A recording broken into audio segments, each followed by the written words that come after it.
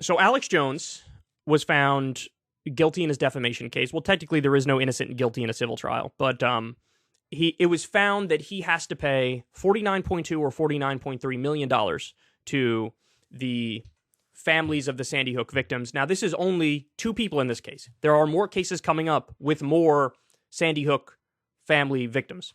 So it was a little confusing how everything rolled out, because the original number that was reported by the media was that Alex Jones was going to have to pay about $4 million to this particular family. Now, the reason why that was confusing is that was just what's called compensatory damages, which, in other words, is like the damages for this specific situation and how it unfolded.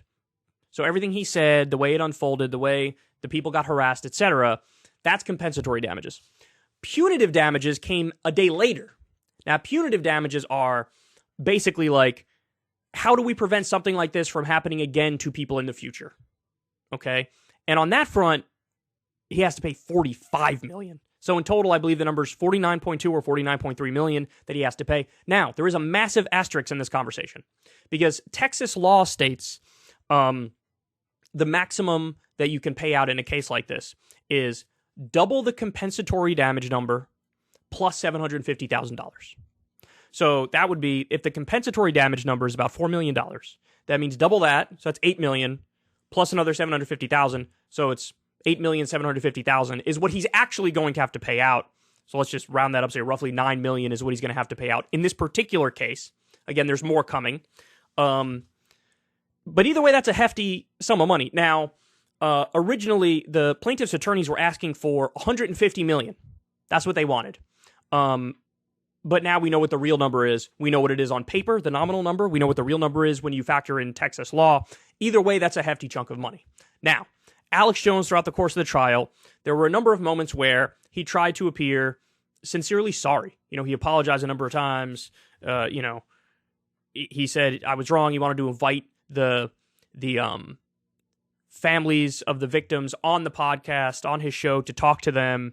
And he said, Sandy Hook's 100% real. Now, the problem here is, of course, Alex is a loose cannon. And even during this trial, he spoke out of both sides of his mouth. And he was still accusing everything of being this grand conspiracy. He literally argued that the judge, or on his network, they were arguing that the judge is satanic and might be involved in child, pedophilia. And he went in court the next day, and they played the video clip for the judge of this is what's happening on this guy's network as he's in court. He's attacking everybody in every which way. It's just so unhinged. Of course, he perjured himself a number of times. He lied and said that he's bankrupt. He's not bankrupt. He filed InfoWars for bankruptcy, but that's really about financial trickery and dodging some liability here. It's not like he's actually got no money. So that was one thing he lied about. He said, I looked through my phone during the deposition under oath. He said, I looked through my phone and found no Sandy Hook texts. Then his lawyer accidentally sent his text messages to the plaintiff's attorney, and the plaintiff's attorney pulled it up when he was grilling Jones, and he was like, here's a text about Sandy Hook right here. So you lied. You lied under oath. That's perjury. You know what perjury is? And so it didn't go well for him, let's say. Well, now Alex is on his show, didn't skip a beat, right back to standard Alex Jones, didn't learn a thing. I mean, look, from a human perspective, you would think if you had this grand conspiracy about how this mass shooting where children died, it was fake, and you went deep down that rabbit hole, and then you realize you're wrong, you're found liable for defamation, you would think you would actually be a little more humble after that and be like, Jesus Christ, I need to not get ahead of myself anymore. No. Now he's coming up with all these conspiracies about the trial and about the globalists and the New World Order and how they're coming after him and they're trying to take down free speech and all this stuff. When the fact of the matter is, no, Alex, you were just wrong about this. You were massively wrong about this. And that's me being kind. Some would say, he's a liar and he lied repeatedly. I don't know or care if it was a lie or he was just not right. Either way, you can't just say that this is crisis actors and, these kids didn't really die and these parents are actors as well and all the shitty, dumb points he made in the wake of the shooting. Why were the kids going in and out of the school? Actually, the school was closed beforehand. It wasn't even open when this happened. Just nonsense. And he took it from genuinely mentally ill people online who they later learned were mentally ill too, by the way. One of the people who lost a kid in the shooting was an Alex Jones fan. Then when he saw what was happening, where he was part of the conspiracy now, he was like, what are you doing? This isn't right. This isn't true. And so now he's on his show, and man, look at how arrogant this stuff is. He's going to compare himself to Michael Jordan.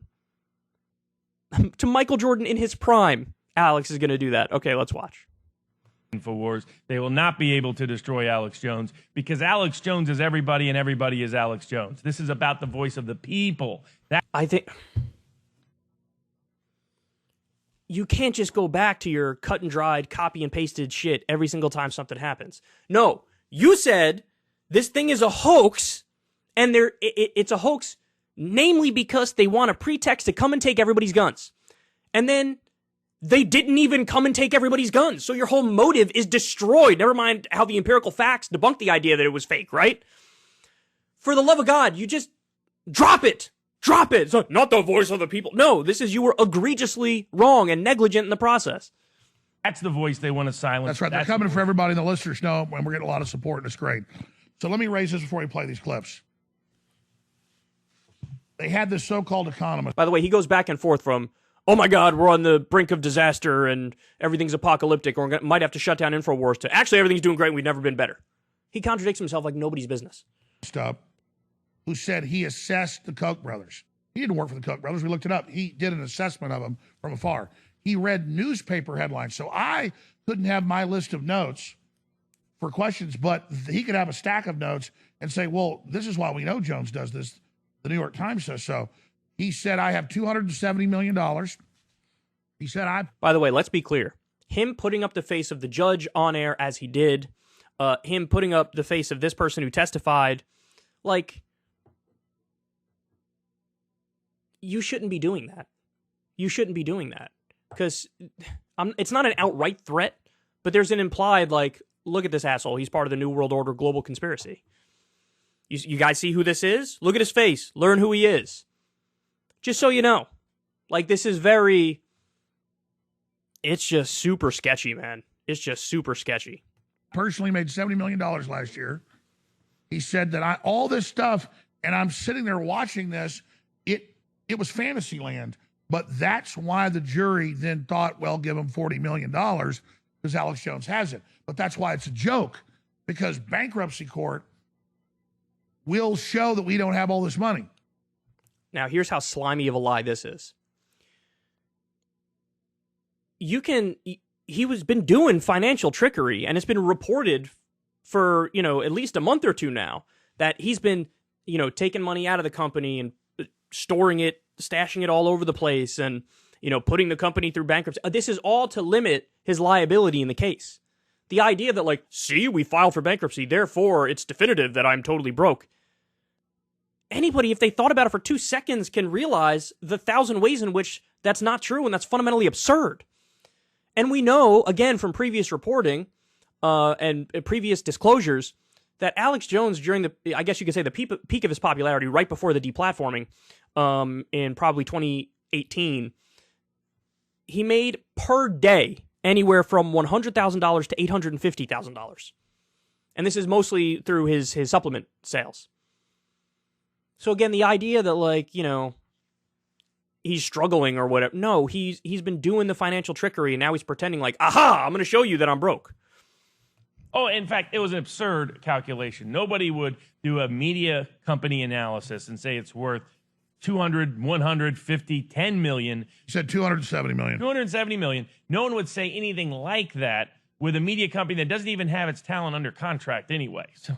So it's a patently insane calculation, not based in any economic assessment. But explain how that works. I'm not comparing myself to Michael Jordan, but they're trying to blow up Bull I'm not comparing myself to Michael Jordan, but now let me compare myself to Michael Jordan. Stadium, because Michael Jordan in his prime is playing there. But Michael Jordan, if they burn down the stadium, he just goes and works for the Lakers or for whoever he wants. The point is that they see me as the Michael Jordan of populist, conservative, anti-globalism, and we are, the listeners are. Come on, this narcissism, this arrogance, this self-aggrandizement. What is Occam's razor in this situation? Occam's razor is, you are the conspiracy guy, you got very, very, very popular, and you misfired massively with one of your conspiracies where now it's been shown that you defamed the Sandy Hook families. So this isn't like, some grand, again, ironically, he said throughout the course of this trial, well, now I've learned that not everything is a conspiracy. And then he goes on air and claims even this whole process is part of the conspiracy. I'm the Michael Jordan of populist conservative commentary. You are a conspiracy guy who misfired with a very important conspiracy, which led to devastating consequences. By the way, one of the people who harassed the Sandy Hook families is in prison because of death threats, because of specific actions that they took against one of the families. And they said, I'm doing this because of Alex Jones. Again, another one, as I just described to you guys, a guy was a Alex Jones fan and a right-wing talk radio fan, and then his kid died in Sandy Hook, and he listened to everything Alex Jones was saying, and he directly reached out to him and said, bro, I used to like you. This is not true. Please stop. I'm getting harassed relentlessly here. One family had to move the reporting was like 11 times. There's another family where the dad of a kid who died killed himself. For the love of God, it's Occam's razor. It's Occam's razor. You're the conspiracy guy, you got really popular, but on a very big important thing, you misfired massively, and there are devastating consequences as a result of it. It's not, I'm Michael Jordan in my prime, and so they're unfairly coming after me. Jesus Christ, Alex. This whole family is. We are Michael Jordan together. But they still don't get. I was sitting there in like the 5th deposition they had with me for Connecticut, and he goes, what is the most valuable asset of InfoWars? I said, it's me. True. But they think like, I'm loyal to the audience, I'm loyal to the crew, I'm loyal to this infrastructure, but I can go anywhere and do the show. Everybody's going to come anyways. Right. So they don't even, they're like, he's over. That part is true. I mean, I'm sure he's taken a massive hit in terms of the size of his audience since he's been deplatformed, but he's on this random-ass site, and he still gets decent views. This thing has 535,000 views. Even if they juice those numbers, even if it's only 100,000, that's fucking ridiculous. He's been deplatformed everywhere, and people are still watching him. It's over. No. Granted, it's the #1 story in the country right now. This big operation, this crew I'm loyal to, was set up back when we were on social media. I've just kept them employed and spent all my personal money. I'm out of money keeping them employed. It's like this ridiculous joke. So I'm out of money. Remember, he will keep going back and forth between, I'm out of money, we're bankrupt, we're in serious trouble, and at other times he'll say, we're doing the best we've ever done, because their plan to come after me has backfired. Complete. What they don't understand is they can't, in fact, shut down the audience. They can't suppress the audience. They can't really shut down or suppress your voice, and they can't shut down and suppress the audience from supporting that voice. That's right. As long as we can have somewhere that's a beachhead, even if I don't own it, and I'm on air, they can't shut that down. Exactly, and that's their problem. And all they're making me do is do that. Right, they're making you be creative and intelligent and informed and be strategically ahead of the curve to fight the system and fight the man on their own terms. And that's all they're really doing. And because the thing they've never understood is they've always thought that the audience was kind of fake and that you were kind of fake. And they didn't understand. They definitely didn't think that, which is why there were lawsuits. Because your very, very real audience, a fringe, tiny percentage of them, harassed the Sandy Hook families because of this shit that you were saying. So they definitely don't think your audience is fake, even with the deplatforming thing. Like, and that, by the way, that was something I was against. But even with the deplatforming thing, they're doing that knowing how massively popular you are and thinking like, hey, this is really dangerous. Now, again, deplatforming is something that I don't defend. But the idea that they thought your audience was fake, that's not true at all. It couldn't be more opposite. The reason the audience exists is because of how real it is, and the reason you exist is because of how authentic you are. Yeah. If I grant that point, which I shouldn't, but you were authentically dead wrong about the Sandy Hook thing. Anyway, so I got another one for you. This was after the first judgment, $4.2 million in compensatory damages. Let's see what he says. Free speech. The judge, more than 20 times in the last week and a half in Austin, Texas, told the jury while I was there in the courtroom, and it was on national TV, that Alex Jones is guilty. No, she said, you cannot say you're innocent. Why? Because we already had the portion of the trial where it was determined you are not innocent. So again, just to give everybody the backstory on this, because he fudges facts to weave his narrative. The backstory is, they already had the case, and he was found what's called guilty by default. So what does that mean? That means he didn't comply with what's called discovery in the case. In other words, documents that he was legally required to give over to the court, he did not give over to the court. And so the response by the court was, okay, then you're guilty for defamation because we can't proceed unless we get those documents. And if you're not giving them, then the default assumption is, well, you're hiding stuff that's,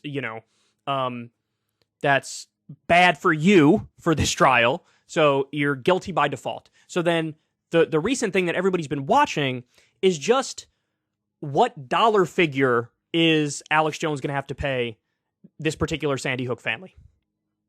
So the reason why she says you can't say you're innocent is because we've already gotten past that process and it was determined you are not innocent. So now the question is just the exact dollar amount. So again, he fudges the facts to try to make it seem like, I was railroaded. This is unfair. There was no due process. There was definitely due process in this case. There are plenty of instances where there's not due process, right? Like NSA spying, torture, indefinite detention. There are examples of that. This is not an example of that. And again, remember, this is a criminal trial. This is not a criminal trial. This is a civil case, which is different.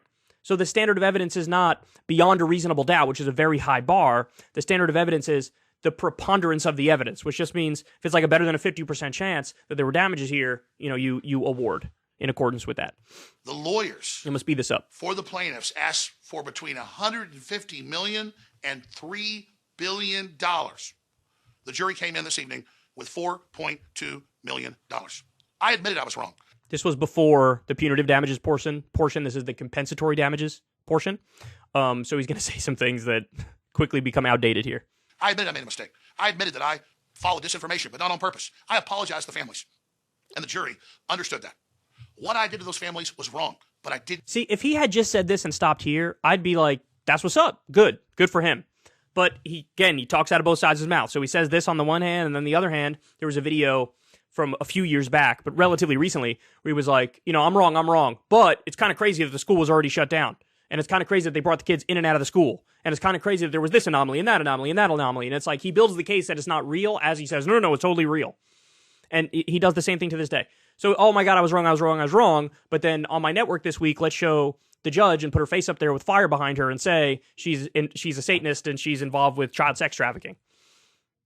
Didn't do it on purpose. I didn't lie about WMDs in Iraq and kill millions of people on purpose. I questioned a public event because I saw anomalies and others saw anomalies. See, that's the main point I want to keep coming back to about this is like, look, all of the criticism of corporate media is 100% justified. We mainly criticize corporate media here on this show. They're abysmal. They're terrible. They're wrong so much. Oftentimes they do lie. But Alex Jones is alternative media or independent media or new media, and he is wrong all the time, just in a different way. So it's not like your untruths are categorically better than mainstream media's untruths, maybe only in the sense that mainstream media has a wider reach, so it impacts more people, but that doesn't excuse you from being wrong about all these different things. And he acts like, no, they're bad, we're good, and our mistakes are just honest mistakes. And the jury understood that and awarded $4.2 million. Now, that's more money than my company and I personally have, but we are going to work on trying to make restitution there. Now, here's the next phase of this. When the judge realized that when I was on the stand, I woke that jury up and laid out the facts. She ruled today that in the punitive damage phase that starts tomorrow, I cannot testify and my lawyer cannot put on evidence. So she already found me guilty and told the jury I was guilty. You were found guilty by default because you didn't comply with the court and turn over all the documents. That was the previous thing. Now in this trial, the question is just, what's the dollar amount? And now she's saying we can't defend ourselves in the punitive damages phase. I trust in God. I trust in the truth coming out. At the end of the day, I don't have all these millions of dollars they claim I have, so I'm at peace. But this is still a major victory for truth. And the plaintiff's lawyers got upset in the courtroom, and according to multiple witnesses, were screaming and yelling at my lawyers, Joe and Andino, when they were in the hall. They thought they would get hundreds of millions of dollars we don't have. They thought they would shut us down. But that jury understood the truth and resisted the propaganda. We'll be covering. Oops. Then the punitive damage portion comes out and he's got to pay $45 million more dollars. So it's a total of $49.2 or $49.3 million. So you jumped the gun a little bit here, Alex. You jumped the gun a little bit. Now listen, look, I need to, every time we talk about this, I feel compelled to bring this up. But in my estimation, in my opinion, based on everything I've seen around this trial, and I followed it like a hawk, by the way, and all my reading about it, which I've read a lot about it, I don't think there was a snowball's chance in hell that he could have been found guilty criminally.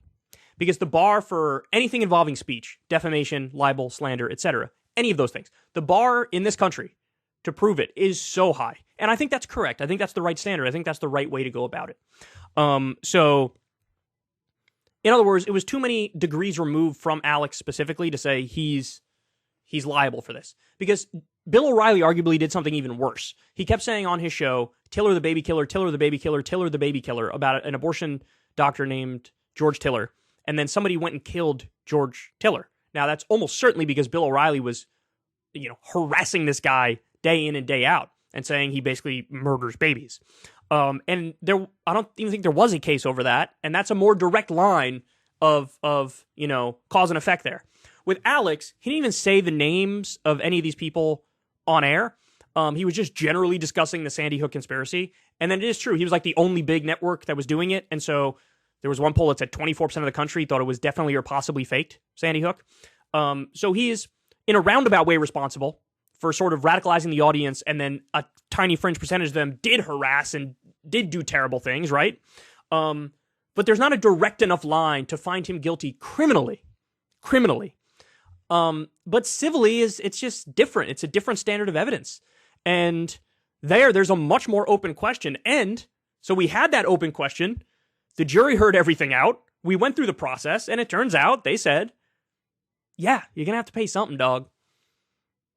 This tomorrow on the Friday show in detail, and the punitive damages section of this, but this is a big deal. Now listen, we're in bankruptcy right now. We're maxed out. We can barely keep the crew employed. We are fighting hard for your First Amendment, your Second Amendment, your 10th Amendment, your sovereignty. So if you want to keep us in the fight, we have a plan to stay on air through this bankruptcy. We have a reorganization plan. But if you don't fund us, if you don't buy products at InfoWarsStore.com, we will shut down. It's your decision, just like that jury had a decision right now on whether InfoWars is going to stay on the air. We are so broke that I'm not even worried about that $4.2 million. I'm worried about our bankruptcy to emergency stabilize InfoWars. So he's using the judgment to fundraise and to hawk his supplements. All right, bro. Okay. All right. I mean, there's a reason why this has been like the number one story for the past week or so. People are very interested in it. I've been very interested in it. And